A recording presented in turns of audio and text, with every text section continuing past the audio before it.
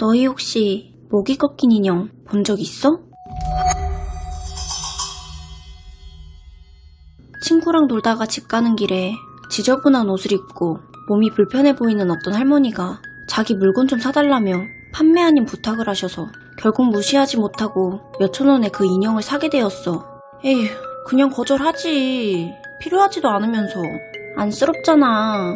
서로 돕고 사는 거지 뭐. 인형이 뭔가 깨름칙한데? 그냥 버리던지 다시 돌려드려. 그럴까? 방금 지나가셨잖아. 뭐야? 신발에 바퀴 달리신 거야? 할머니가 갑자기 사라져서 인형을 돌려드릴 순 없었지만 아무튼 도움은 드렸겠다. 딱히 인형이 필요하지도 않아서 그냥 우리 아파트 쓰레기통에 버리고 집에 들어갔어. 조금 지나서 집에서 씻고 쉬고 있는데 아이 깜짝이야. 이게 뭐야? 엄마! 무슨 일이야? 문이 열린 현관 너머엔 그 기괴한 인형이 놓여 있었는데 마치 나를 보고 있는 것 같아 기분이 좀 이상했어. 친구가 우리 아파트 옆동에 살아서 나는 당연히 친구가 장난친 줄 알았지. 엄마 미안. 아까 사고 버린 건데 친구가 장난쳤나봐. 뭐? 친구한테 한 번만 더 이런 장난치면 아주 혼쭐 난다 그래. 알겠어. 지금 톡으로 말할게. 너도 앞으로 이런 이상한 거 사지 말고. 알겠어? 아, 알았다니까. 버렸던 인형이 집 앞에 있으니 다시 버리기도 애매해서 그냥 내 방에 놔뒀는데 야, 그래도 그렇지. 집 앞에 인형 다시 놔두는 건 장난이 너무 심했잖아. 엄마가 그거 보고 얼마나 놀랐는지 알아? 응? 무슨 소리야? 인형이 문 앞에 있었다고? 진심 그거 나 아니야. 진짜 네가 장난친 거 아니라고? 내가 미쳤다고 밤에 혼자 그 인형 다시 주우러 갔겠어? 친구는 자기가 한 짓이 아니라고 하는데 그렇다고 그 인형이 제 발로 걸어왔다는 건 더더욱 말이 안 되니까 어떤 미친 사람의 소행이라고만 생각했어. 그날 밤 가위에 눌리기 전까지는 말이지. 버리고 갔어? 이게 무슨 소리지? 너 나 왜 버리고 갔어? 내 몸 만져놓고 왜 버리고 갔어? 근데 너 목이 왜 그래? 너 목이 이상해. 내가 고쳐줘야겠다. 나는 원래 가위에 눌리면 괜히 헛것을 보고 트라우마 생길까봐 두려워서 일부러 눈을 뜨지 않아. 그런데 어떤 여자 목소리가 자꾸만 너 눈이 고장난 것 같아. 내가 고쳐줘야겠다. 아니면 목부터 고쳐줄까? 이런 소름 돋는 말만 계속 반복하니까 이러다 정말 죽겠구나 싶은 공포감에 휩싸여 눈을 떴는데 내가 본 건 분명 인형은 아닌데 그 인형의 모습을 한 어린 여자아이였어. 너 눈 되게 예쁘다. 그거 나 가져도 돼? 내가 눈을 떴을 땐 내 방에 있던 인형이 사라지고 보이지 않았어. 에휴, 오늘 네 삼촌 온다니까. 지금까지 자고 있으면 어떡해. 아, 맞다. 엄마, 혹시 여기 인형... 아야! 목이 왜 이렇게 아프지? 아이고, 또 잠꼬대 심하게 했나 보네. 삼촌 왔으니까 빨리 나와서 인사드려. 알겠어. 거실에 나가보니 삼촌은 아빠랑 애기 나누고 있고 사촌 동생은 혼자 놀고 있었는데 자세히 보니 그 인형을 가지고 놀고 있는 거야. 어제 가위 눌린 것도 그렇고 걱정돼서 인형을 어떻게든 뺏으려는데 절대 주지 않으려고 하도 떼쓰면서 울먹거리기까지 하길래 그럼 갈 때까지만 가지고 놀라고 했지만 헤어질 시간이 됐는데도 끝까지 떼를 쓰는 바람에 별일이야 있겠어? 하며 그냥 가지라고 줘버렸어. 그렇게 한 일주일쯤 지났을까? 그 후로 자꾸만 같은 꿈을 꾸는데 내 방 창문에 새까만 무언가가 그냥 가만히 서 있어. 언뜻 보면 작은 사람의 형체인데 왠지 전에 그 인형이 자꾸 생각나서 삼촌께 전화를 드리니까 삼촌이 하시는 말씀이 우리 집에 온 후로 아들이 허구한 날 목이 아프다며 호소하고 병원을 가도 상태가 계속 악화돼서 생각해보니 마음에 집히는 건 그 인형뿐이었대. 그래서 인터넷 글 보고 인형을 태워서 버린 후로 아들 상태가 많이 호전되었다고. 앞으로 집에 인형 같은 거 들여놓지 않았으면 좋겠다며 한시름 놓았다는 듯 대화를 마무리하셨지만 보통 태워서 버리면 해결된다고 하잖아. 그런데 왜 나는 아직도 이상한 꿈을 꾸고 목은 왜 이렇게 아픈 거지?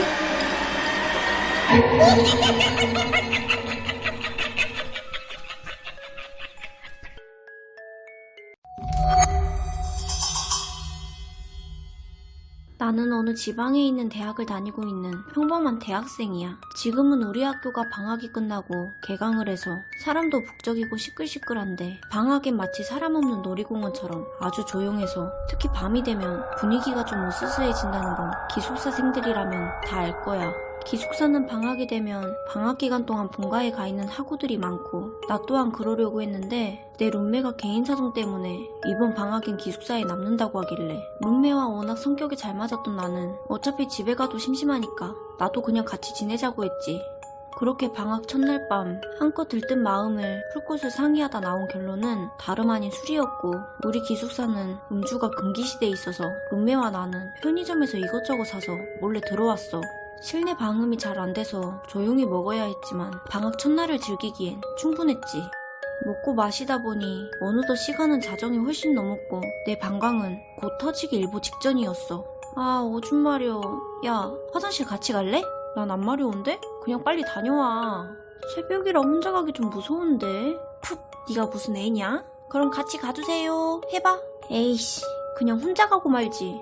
새벽에 기숙사 화장실을 가는 건 처음이라 무서웠지만 룸메의 도발에 넘어갈 내가 아니었지. 아 그냥 존댓말 할걸. 생각보다 더 무섭네. 화장실의 고요한 정적을 깨트린 그 웃음소리는 온몸에 소름이 돋을 정도로 기괴했어. 머릿속으론 사람이겠지 하며 상황을 부정했는데 내 발로 기어다니는 듯한 소리는 마치 자신이 사람이 아니라는 걸 증명하는 것 같았어. 너무 무서워서 룸메에게 빨리 좀 와달라고 카톡을 보내고 끊기지 않는 발소리의 정체가 도대체 뭔지 너무 궁금해서 바닥틈 사이로 자세를 낮추는데 이상하게 발소리는 계속 들리는데 아무것도 없었어. 속으로 뭐지? 하고 있는데 발소리가 딱 멈추는 거야. 그와 동시에 반가운 문 열리는 소리가 들렸고 나가보니 룸메가 와줘서 깊은 안도감에 고맙다고 하려는데 룸메가 창백한 표정으로 허공을 보며 겁에 질려있길래 뒤를 돌아보니 나에겐 아무것도 보이지 않았어. 우리는 숙소로 돌아왔고 룸메가 방문을 다급히 잠그더니 심각한 표정으로 나에게 말을 했어. 내 말 잘 들어? 나는 정말 네가 톡 보냈을 때 일부러 나한테 장난치는 줄 알았어. 그래도 혹시나 해서 갔는데 문 열어보니까 화장실 천장에서 웬 까만 옷에 피부는 새하얗고 눈은 새빨간 것이 칸 너머로 너를 내려다보고 있었어. 그러고는 너 나오고 그게 나를 보더니 화장실 맨 끝에 있는 청소도구함 쪽으로 빠르게 기어갔어. 룸메가 거짓말 아니라고 제발 믿어달라길래 나도 내가 들었던 소리를 얘기해줬지. 그러니까 그것이 바닥이 아닌 천장을 기어다니며 그렇게 미친 사람처럼 웃다가 날 보고 있던 거잖아. 그날 룸메는 그 여자가 자꾸 생각나서 나는 귀에 자꾸만 그 여자 웃음소리와 발소리가 맴도는 것 같아서 우리는 잠을 이루지 못했어. 여하튼 그렇게 밤을 지새우고 해가 뜨자마자 룸메와 나는 짐을 싸서 쫓기듯 기숙사를 급하게 빠져나왔지. 그 후로 우리는 원룸에서 함께 생활을 하고 있고 다행히 원룸 화장실에서는 딱히 이상한 일을 겪거나 뭘 봤다거나 한 적은 없어. 한 번씩 기숙사 건물을 지나칠 때면 순간 그날 일이 떠올라서 소름이 돋곤 해. 나는 우리 학교 다니면서도 그렇고 심지어 에타에서도 괴담이라고는 들어본 적도 없는데 그때 기숙사에서 룸메가 본 귀신은 도대체 정체가 뭐였을까? 우리가 술에 취해 헛것을 듣고 헛것을 본 것일까?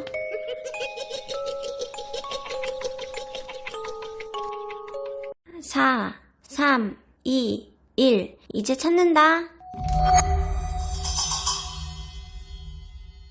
어릴 적 나는 방과 후에 친구들 여럿이 모여하는 놀이를 즐겼었는데 그 중에서도 숨바꼭질이라는 놀이를 가장 좋아했고 다른 친구들도 나와 마음이 같았지. 하지만 늘 그렇듯 정말 재밌어질 때면 학원 때문에 또는 부모님이 불러서 태권도 가야 하는 친구 등 하나둘씩 빠지다 보면 결국 나 혼자 남게 되었고 우리 부모님은 맞벌이를 하셨었는데 아빠는 거의 매일 새벽에 들어오고 엄마는 저녁 늦게 집에 와서 나는 항상 학교길이 외로웠어. 새끼 고양이다. 쟤도 나처럼 혼자네. 불쌍해. 데려갈까? 근데 주변에 엄마냥이가 있으면 어떡하지? 그냥 지나가려고 해도 자꾸 나를 따라오는 새끼 고양이를 외면할 수 없어서 결국 근처 편의점에서 고양이 밥을 산 후 집으로 데려왔어. 늘 혼자였던 집에 친구도 생겼겠다. 같이 놀 수 있는 방법을 찾아보던 중 어떤 글을 발견했지. 나 홀로 숨바꼭질 절대 따라하지 마세요? 숨바꼭질 매니아였던 나에겐 최적의 글이었고 어차피 혼자가 아닌 고양이랑 하는 거라서 재미삼아 글에 적힌 방법을 대충 따라해보기로 했어. 쌀과 내 손톱을 넣은 빨간 주머니를 고양이 목에 걸어둔 후 방 불을 다 끄고 고양이에게 말했어. 나비야, 처음 술래는 너야. 그럼 나 이제 숨는다.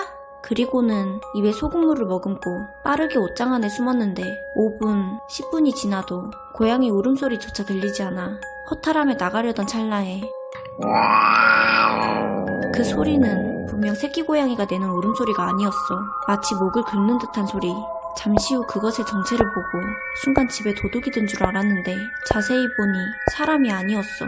그것은 무언가를 찾는 것처럼 콩콩 뛰며 집을 돌아다니다가 갑자기 행동을 멈추더니 내가 있는 옷장 쪽을 빤히 바라보는 거야. 그러다가 현관문 열리는 소리가 들렸는데 그 소리에 그것은 고양이가 있던 방 쪽으로 재빠르게 숨었고 문을 연 사람은 퇴근하고 돌아온 우리 엄마였어. 지용아, 너 왜 옷장 안에 있어?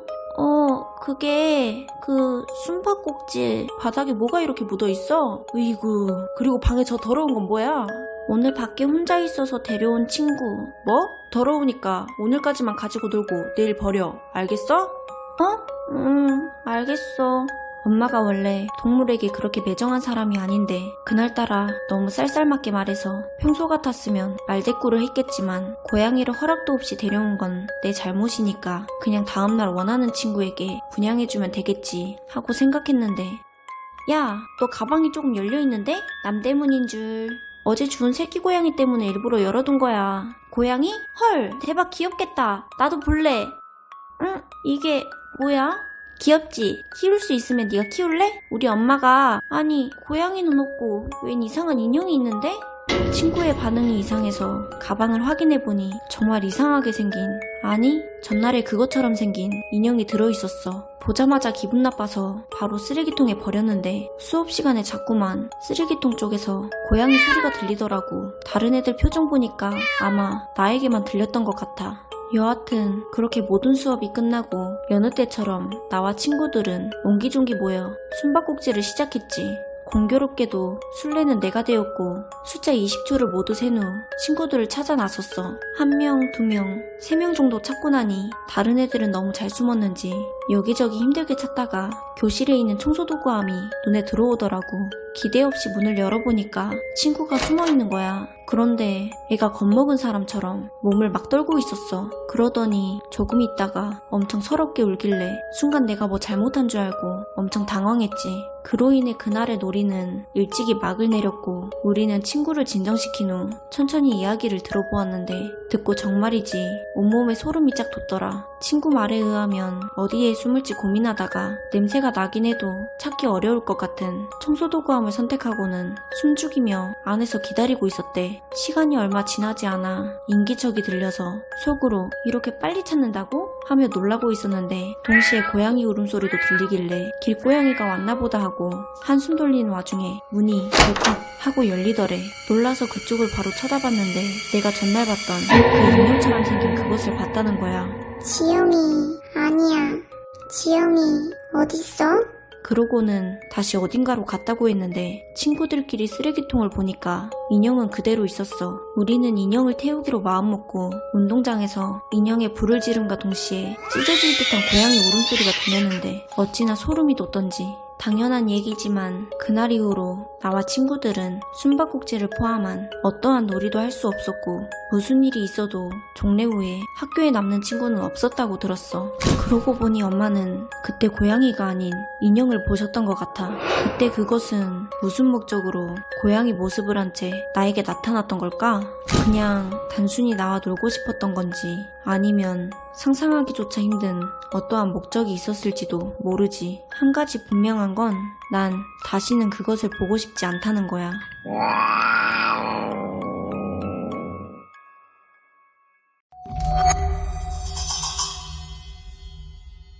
지금으로부터 4년 전 내가 고등학교 3학년 졸업반일 때 겪었던 일이야. 내가 다니던 학교는 우리 집에서 30분 정도 거리의 시골 학교라 등하교가 상당히 버거웠어. 게다가 그때 당시 나는 장래희망도 없었고 수능도 끝난 시기라서 졸업반 대부분이 수업 시간에 영화 보고 자고 점심시간 되면 밥 먹고 졸업만을 기다리며 무료한 시간을 보냈었지. 그 당시 양호 선생님은 어째서인지 양호실에 잘 계시지 않았는데 그 덕에 피곤할 때마다 아픈 척하며 양호실에서 편하게 잘 수 있었어. 그리고 사건이 있었던 그날은 딱히 피곤하진 않았는데 반 친구들이 TV로 무서운 영화를 틀어놔서 공포 영화를 질색했던 나는 어김없이 양호실로 향했지. 양호실에 가보니 같은 반 친구가 있었고 내가 들어오는 소리에 자다 깬 기색이었어. 재원이? 여기서 자고 있었네? 승희야, 왜 누가 나 찾아? 아니, 나도 자려고 온 건데? 이 시간에? 1시간 후면 학교 끝나는데? 얘들이 공포 영화 틀어놔서 여기서 좀 쉬다 가려고.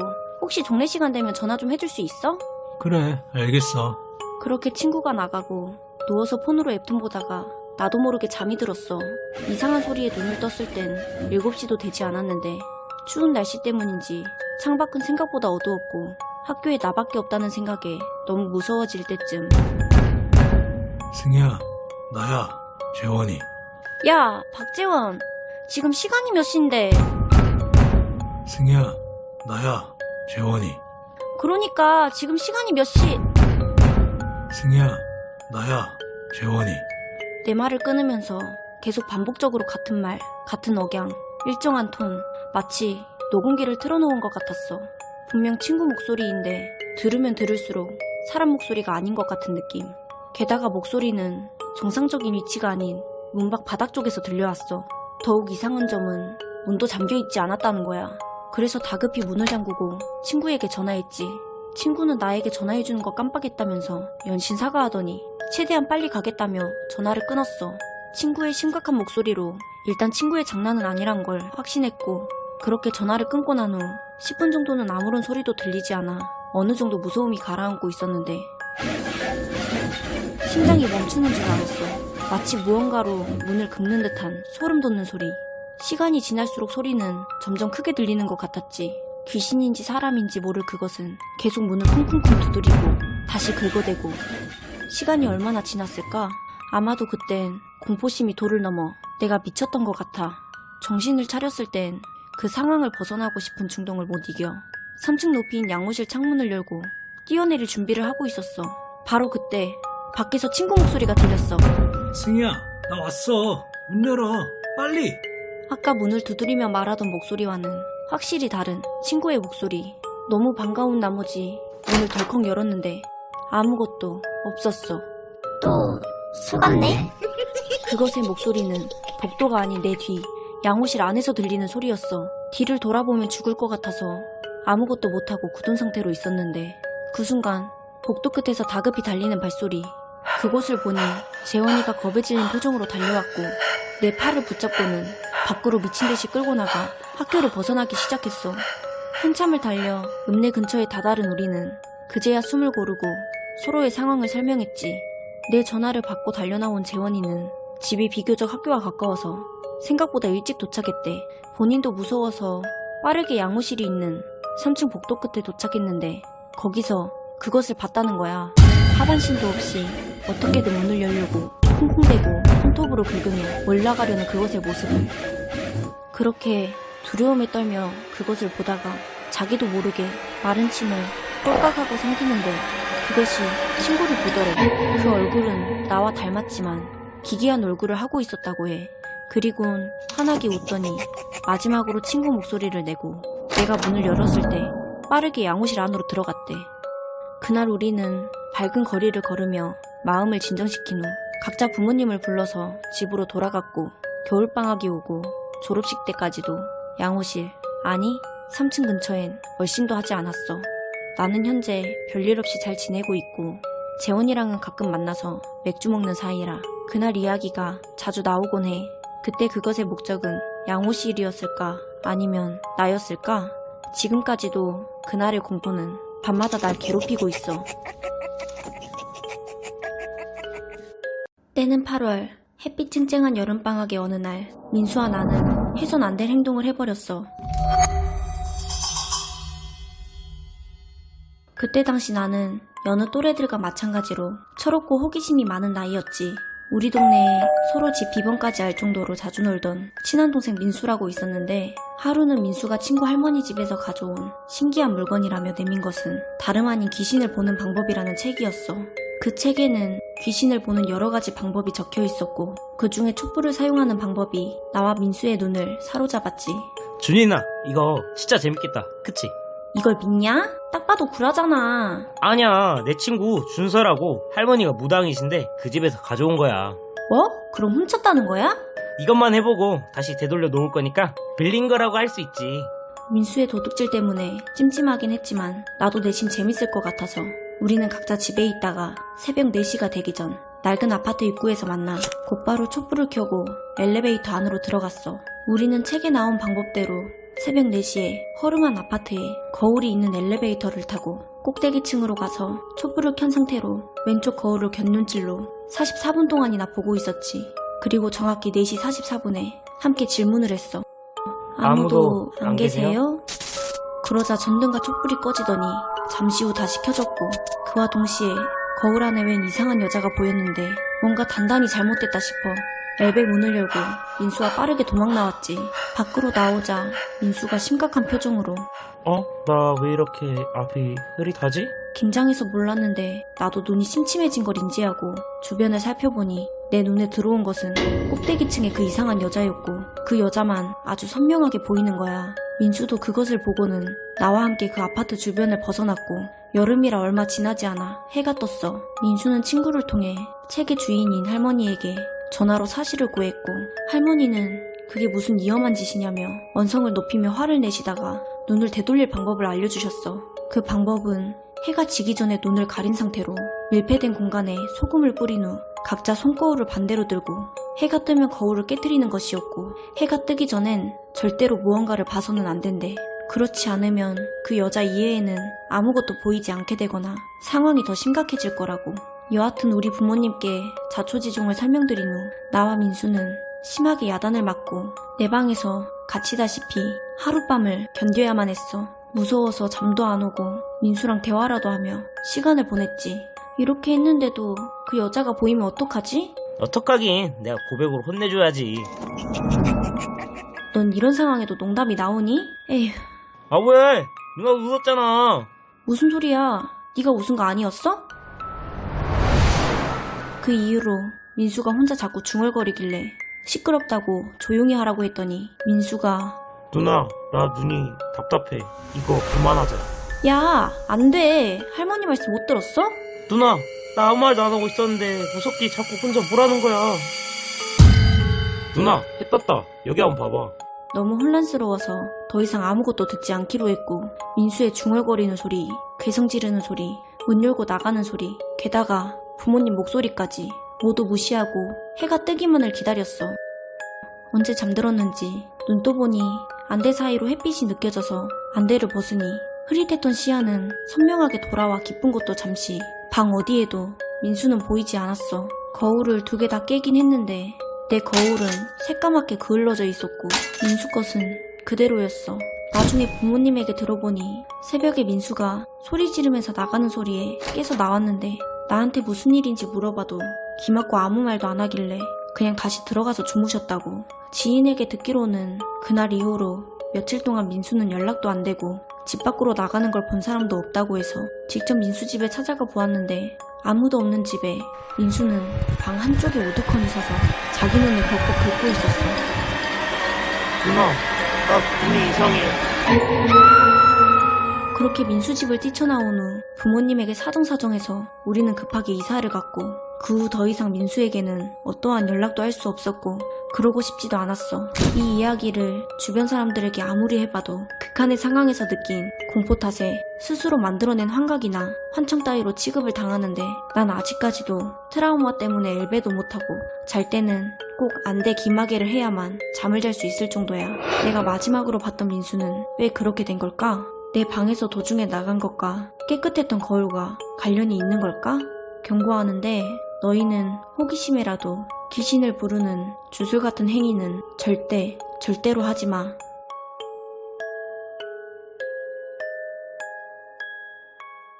이 이야기는 내가 고등학교 다닐 때 전해본 어떤 친구에 대한 이야기야. 여느 때처럼 집에서 무료한 시간을 보내던 일요일 오후쯤이었어. 서윤아, 엄마 지금 바쁘니까 네가 나가봐. 아, 귀찮은데. 누구세요? 혹시 집에 부모님 안 계시니? 초면에 패드립은 좀... 아야! 엄마 왜 때려? 죄송해요. 제 딸이 워낙 장난기가 많아서. 괜찮아요. 어제 아랫집으로 이사 왔는데 인사도 드리고 똑도 드릴 겸 해서 왔어요. 그때 그 아줌마는 엄청 예쁘고 젊어 보였는데 내 또래 딸이 있다고 해서 조금 놀랐던 기억이 나. 그리고 그날 밤은 이상하게도 새벽 내내 바람이 불어서 거슬리는 바람 소리에 잠을 설쳤어.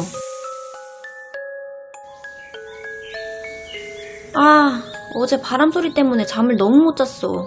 바람 소리? 우리 집은 조용했는데? 야, 그보다 오늘 옆반에 전학생 봤어? 아니?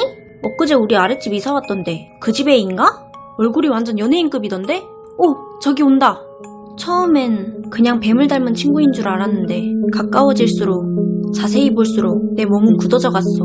뱀을 닮은 게 아니라 몸은 사람인데 얼굴은 그냥 뱀인 거야. 얼굴 피부는 반들반들한 뱀 가죽에 눈은 엄청 새까맣고 뱀처럼 혀를 알름거리는 거 보고 정말 기절할 뻔했어. 아마 그 애 지나가고 한 30초 동안은 멍 때리고 있었던 것 같아. 같은 반 친구들에게 이 사실을 진지하게 설명했는데 애들 반응이 장난치지 마. 무슨 사람 얼굴이 뱀이야. 이야, 이것도 예쁜 여자 전화 같다고 질투하네. 그러고 보니 나도 너 처음 봤을 때 원숭이로 보였는데? 항상 농담과 장난만 치던 내가 진지하게 얘기를 하니 친구들의 그런 반응은 당연했지.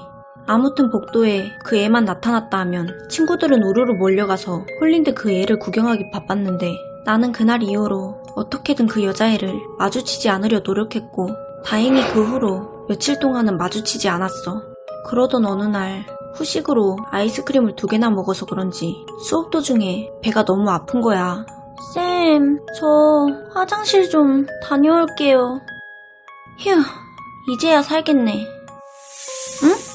화장실에서 볼일 보고 있는데 밤마다 집 창문에서 들리던 이상한 바람소리가 들리기 시작했어. 자세히 들어보니까 바람소리가 아니라 뱀이 뭔가를 극도로 경계할 때 나온다는 거친 숨소리. 나는 화장실에 뱀 얼굴을 한 그 애가 들어왔다는 걸 직감했고 너무 무서워서 찍소리도 안 내고 조용히 있었어. 조금 지나서 그 소리는 사라졌고 마음의 안정을 찾은 나는 볼일을 다 보고 나가려는데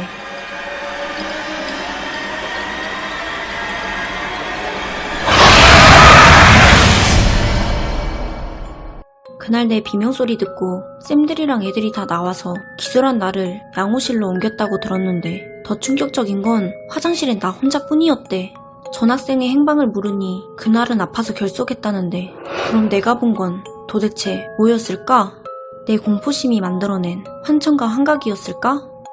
가끔 고등학교 친구들을 만나면 이 이야기는 우리에게 가장 좋은 안주거리가 되곤 해. 그 친구를 기억하는 애들도 있고 기억하지 못하는 애들도 있는데 친구들의 공통점은 예쁘다고 소문났다는 그 여자애의 이름은 아무도 기억하지 못한다는 거야. 친구들은 그 여자애 혹시 reptilian이 아니었을까? reptilian? 그게 뭔데? 왜? 그 인간 모습을 하고 다니는 외계인 있잖아. 에이, 내가 볼 땐 뱅키가 씌었거나 요괴가 환생한 거라니까? 이런 장난 섞인 추측들을 난무하며 토론하지만 정말 그런 존재였다면 왜 나에게만 그게 보였던 걸까? 벌써 8년이나 지난 얘기지만 난 아직도 뱀의 얼굴을 한 그 여자애의 정체와 지금은 어디에 있으며 뭘 하고 사는지 지금 당장 마주쳐도 그때와 같은 모습을 하고 있을지 정말 너무 궁금해.